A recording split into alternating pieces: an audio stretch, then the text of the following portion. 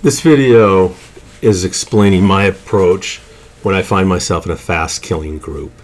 And by fast killing group, I mean we're pulling 2, 4, 6, 8, 10 mobs at once. We're doing it continuously. We're trying to spawn names. Maybe we've got 3 camps we're hitting.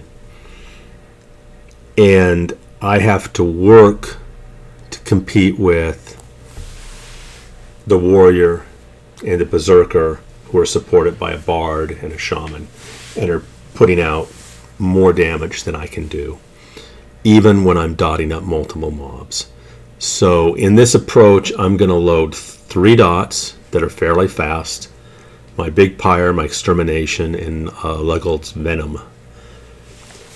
The first 2 are about 36 seconds, the last is about roughly 45 seconds.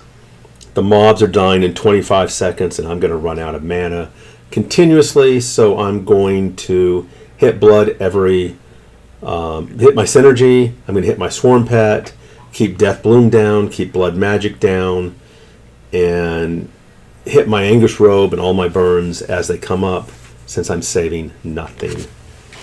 When names come, they're going to come whether we are low mana or high mana, whether our burns are up or burns down, and they'll die because this is a group and we're killing.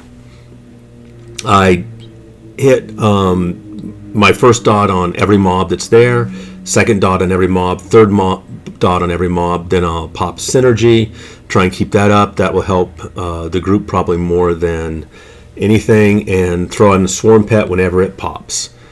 This is my approach to a fast killing group. I'm not soloing or focused on names that are difficult.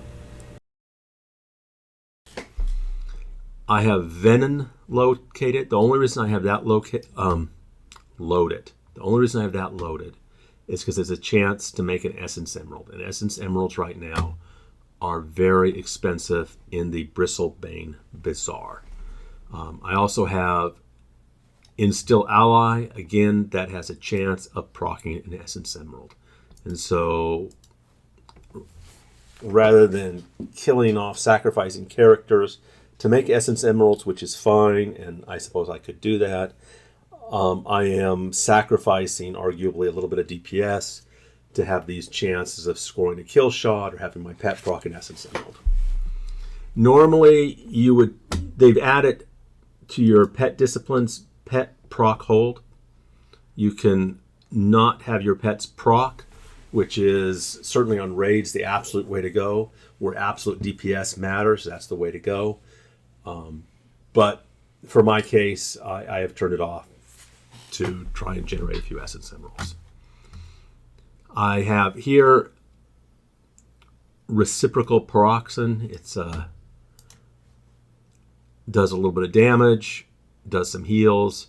You could put in a group dot, a long term, any of your taps, power taps, duration taps, etc. Whatever you want there, it doesn't matter because you're not going to be using it for the most part. It's not part of your rotation. Again, can be anything you want here. I happen to have the pet rune. I also have Golem Skin, which is self rune. These, you generally don't need them. You can put whatever you want here. Now, these you do need. Decree for Blood is your synergy, and Pet Swarm. Pet Swarm does really good DPS, and in a fast killing group like I'm describing, where mobs are surviving maybe 25 seconds, you're not going to be using any of your longer dots. You're going to want to, Pet Skeleton is great. You can if you've got a good attack key, you can swarm those to the next mob. My attack key, X target 1, which happens to be the group assist. Pet Swarm, Pet Attack, turns the mercenary on active, and then Scent of Thule, which is a debuff. And let's see, Cascading Rune Shield and Bracing Revival. If I need to heal my pet, I'm not going to need to heal my pet unless something goes wrong. But that's what I've got, pet heals. A pet haste, that's a swap spell. I've got the 14th spell now. Cost me 175 AAs, and I happen to have that in at the moment. The way I handle my spells, you'll notice I bind. L is bound to 7, so Flesh to Toxin is part of my Mortifier Unity, but it only has 24 charges, so that will wear off, and rather than recast Unity, I just hit L and it refreshes Flesh to Toxin.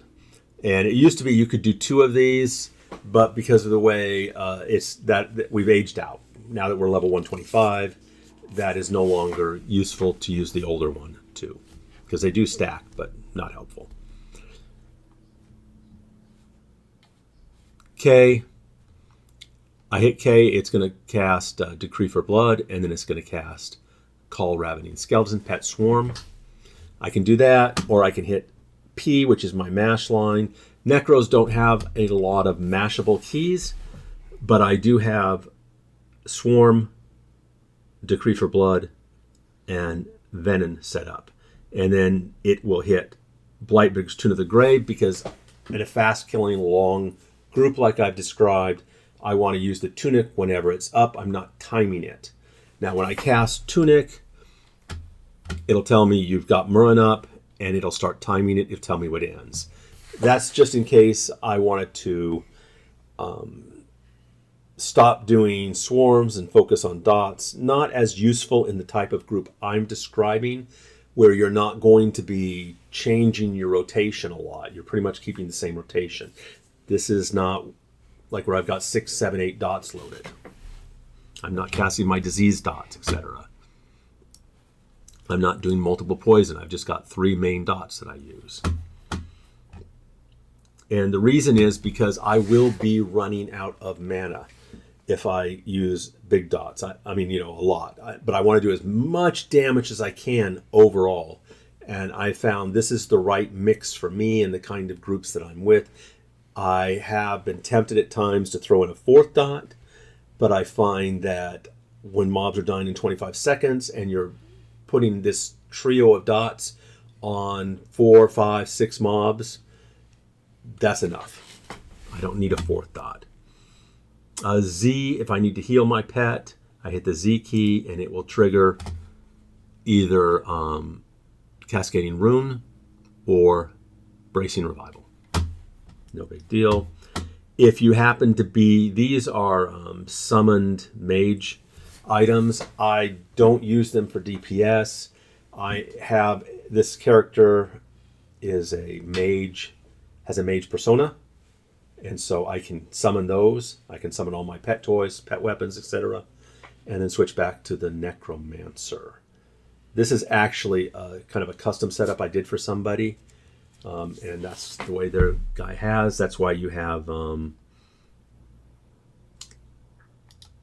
you can cast on the Necromancer your abundant summonings and get your little mage items that pop up. And see, that's it.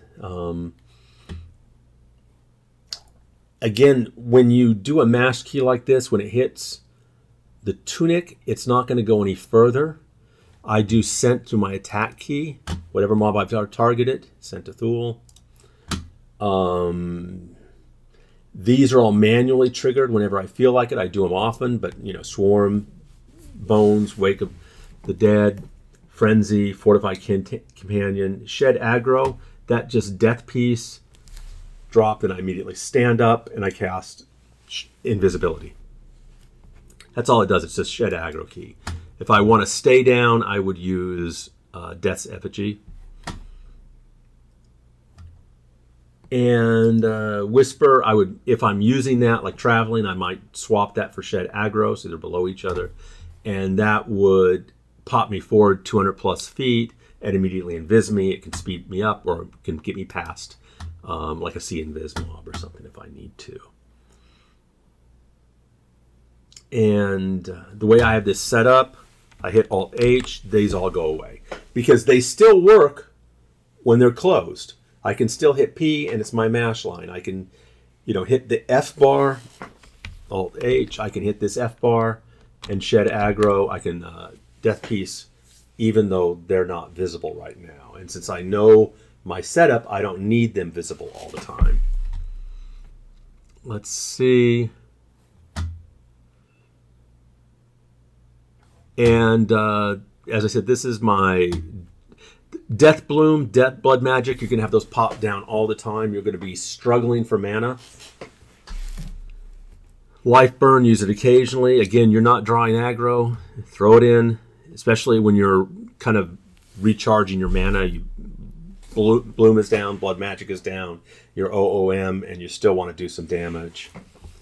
I've got Circle of Power 4. That is insanely easy to get these days. So in the groups I'm with, we all have it. And since we're often talking in Discord, we just tend to, hey, I'm popping Circle of Power now. So the melee know that they're getting a 30% bonus, and maybe they alter the behavior or not. And also then, hey, it dropped. Somebody else will pop it if they want. And that's it. So this is my burn line right here. It's a simple setup. I tried to keep it fairly clean. I'll talk to you guys later. This is just a variation of my standard Necromancer setup, except I am really focusing on short-term damage.